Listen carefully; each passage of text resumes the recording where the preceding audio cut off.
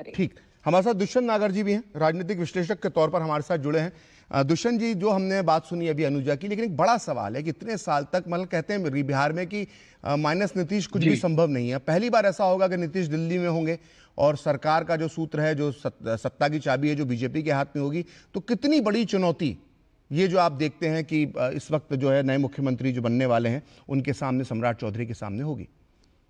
जी, मुझे नहीं लगता उनके सामने कोई चुनौती होगी, क्योंकि वो पूर्व में एक उप मुख्यमंत्री के रूप में नीतीश जी के साथ काम करते रहे हैं। जी, शासन, प्रशासन, संगठन सबके ऊपर उनकी पकड़ है। पूर्व में वो अध्यक्ष भी रहे हैं अपने संगठन के।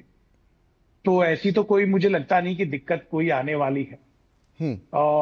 लेकिन अनुजा जी विकास की बात कर रही थी। आज खैर विकास के ऊपर डिबेट का दिन नहीं है। पहले तो मैं अपनी शुभकामनाएं सम्राट चौधरी जी को देना चाहूंगा, जो कि एक सामाजिक न्याय की राजनीति से निकले हुए व्यक्ति हैं। उनके पिताजी और उनका यूपीए सरकार में समर्थन रहा, वो सदस्य रहे आरजेडी के। आज वो बीजेपी में आए हैं, उन्होंने चीफ मिनिस्टर के रूप में शपथ ली है। अच्छा उनका कार्यकाल रहे, यही मैं कामना करता हूं। लेकिन एक सवाल भी ये उठता है कि देखिए 100 वर्ष आरएसएस को पूरे हो गए और मोदी जी को 12 वर्ष हो गए सरकार चलाते हुए। आज भी आपने बिहार में जो मुख्यमंत्री बनाया, नई सरकार के मुखिया के रूप में जिनको चयनित किया, उनका आरएसएस, एबीवीपी, युवा मोर्चा या बीजेपी से कोई बहुत पुराना नाता नहीं है। वो आरजेडी के ही पूर्व नेता के रूप में रहे हैं और उनकी राजनीति जो है भारतीय जनता पार्टी में कोई बहुत ज्यादा पुरानी नहीं है।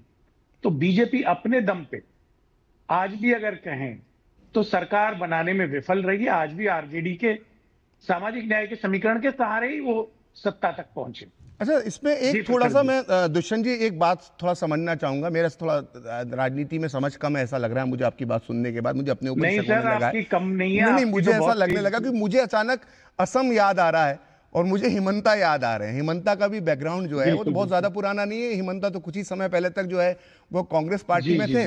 लेकिन जब वो बीजेपी में आए ना दुष्यंत जी, जितना मैं समझता हूं, उन्होंने जिस तरह से काम किया तो लोग योगी जी को भी भूल गए। और हिमंता का जो एक जलवा चला, और हम जो अभी पोल सर्वे वगैरह भी देख रहे हैं, आप भी देख रहे हैं कि कौन आगे चल रहा है, कौन पीछे चल रहा है, तो जितने बीजेपी वाले, आरएसएस वाले, एबीपी वाले, बजरंग दल वाले, विश्व हिंदू परिषद वाले जो नहीं कर पाते थे, वो हिमंता ने करके दिखा दिया। आपने मियाँ वाले उनके बयान तो सुने ही होंगे। तो ये तो जब पार्टी आदमी जब बीजेपी के अंदर आता है तो फिर बीजेपी का हो ही जाता है वो। दुष्यंत जी, अगर मैं सही हूं तो। निश्चित रूप से देखिए, बिल्कुल आपकी बात ठीक है। लेकिन जो भारतीय जनता पार्टी का काडर है, जो आरएसएस की परंपराएं हैं, जिसकी बड़ी बड़ी बातें होती है, मैं समझता हूं वो तो कहीं दिख नहीं रही। अच्छा, बंदा तो आरजेडी का ही है, उसी स्कूल से निकला हुआ है, ये एक बात तो है। और हिमंता किस स्कूल से निकले थे और वो क्या हो गया, थोड़ा ये भी तो बताइए ना। अगर सोच लीजिए, अगर मान के चल लेते, अभी जो गृह मंत्री रहे और जिस तरह से उन्होंने बुलडोजर वाली जो हमने उनकी नीतियां देखी थी सम्राट चौधरी की, और इसी राह पर वो चलते रहे, और हिमंता का हमारे सामने एग्जाम्पल है, और अगर वो ऐसे होते गए तब फिर आप यही विचार रहेंगे आपके कि आरएसएस का बैकग्राउंड नहीं है?